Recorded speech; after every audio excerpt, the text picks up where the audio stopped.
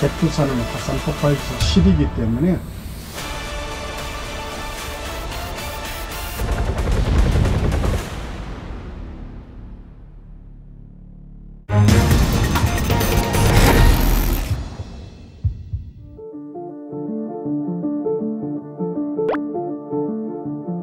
지금은 이제 휴화산이라는 용어를 사용하지 않습니다. 네.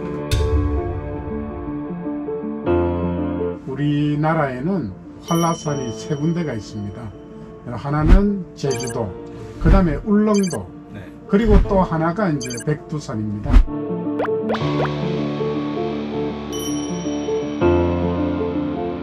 2002년도에서 2005년도 말까지 백두산에서 화산성 지진이 아주 급증해가지고 그때 이제 백두산이 융기가 됐습니다. 네. 전문가들은 백두산 화산 폭발이 발생할 가능성이 높아지고 있다는 분석을 내놨습니다. 평균의 수면에서 마이너스 2km 밑에 대략 100만 톤 정도의 마그마가 그 밑에 와서 스톱이 됐다. 제가 백두산을 맨 처음 갔을 때가 1991년 7월 달에 갔습니다. 온천수의 온도를 이제 제가 되어 봤을 때 67도에서 69도였습니다. 그 이후에 가장 높을 때가 이제 84도. 네.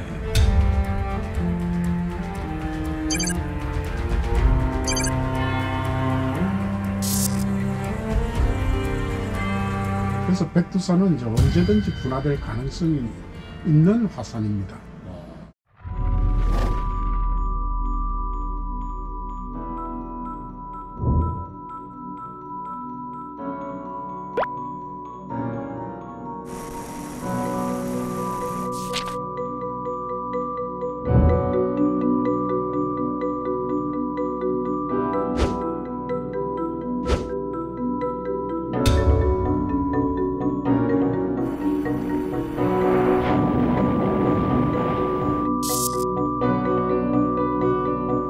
화산활동지수 7이라고 말씀하셨는데 잘 안 와닿았거든요. 네.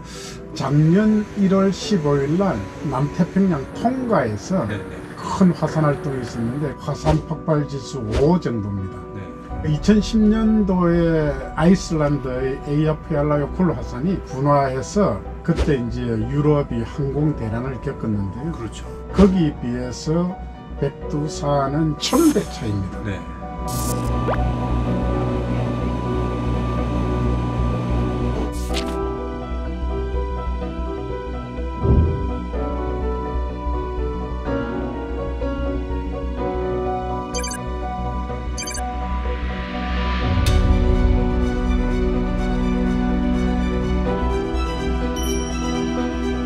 마지막 기록은 1925년에 화산재와 수증기 같은 것이 하늘로 솟구쳤다는.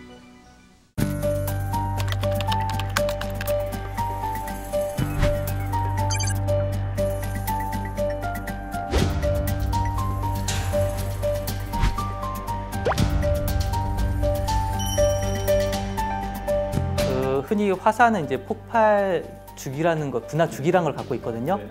화산 밑에 마그마가 응축되면서 힘을 모아놨다가 그 부분이 분화가 되면서 해소가 되고요. 그 주기가 일반적으로 화산 같은 경우는 100년마다 한 번씩, 1000년마다 한 번씩 일어날 가능성이 높다는 걸 얘기하는 거고요. 폭발은 일어날 가능성이 매우 높다고 볼 수 있는데 실제 100년 후에 정확히 2025년 폭발할 것인지 어느 정도 수준 폭발할 것인지에서는 좀 예측하기 어려운 부분이 있습니다. 뭐 없다고는 이야기할 수 없습니다. 900년대에 한 번 있었고 1000년대에 2번 있었고 그래서 그게 100년 주기다. 그렇게는 이야기를 하면 안 되고 그런 추이를 봐서 분화가 될 가능성이 있다 이렇게 이야기를 해야지. Only God knows, nobody knows. 아무도 모른다는 거죠. 네. 만약에 백두산이 폭발했다. 1000년 전에 이미 화산 폭발지수 7을 경험했기 때문에 대비는 시뮬레이션 할 때 맥시멈으로 합니다.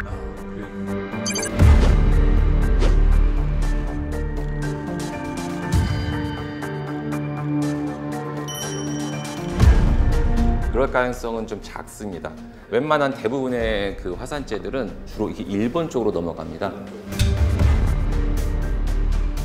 화산재가 남한 쪽으로 오는 경우도 있는 걸 발견을 했습니다. 화산 폭발지수 5, 6, 7 정도가 되면은 서울도 피해를 볼 수가 있습니다.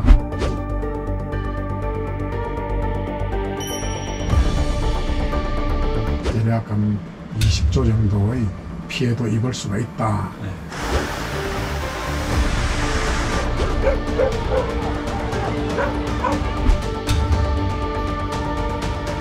뜨거운 화산재가 이렇게 흘러가면은 그게 만나는 거는 초토화됩니다. 화산 가스가 나와서 질식사하고 화재가 발생하고 용암이 흘러가니까 근접 화산재라고 그래가지고 그것은 이제 계산을 하지 않은 겁니다.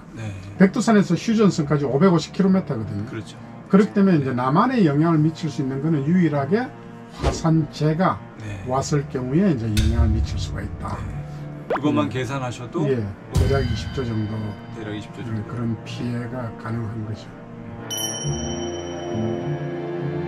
천지의 물이 한 약 20억 톤이라고 되는데 그 물들이 일시에 쏟아진다면 주변에 큰 홍수가 나겠죠. 그걸 화산성 홍수라고 이야기를 합니다.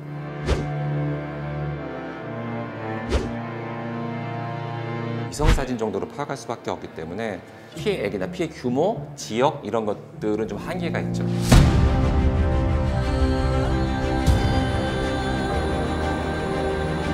왜 저런 쓸데없는 연구를 해가지고 내를 불안하게 해? 저런 대비를 왜 해야 되는가? 그런 데 대해서 생각이 많이 있기 때문에 그런 것들이 이제 좀 어렵다.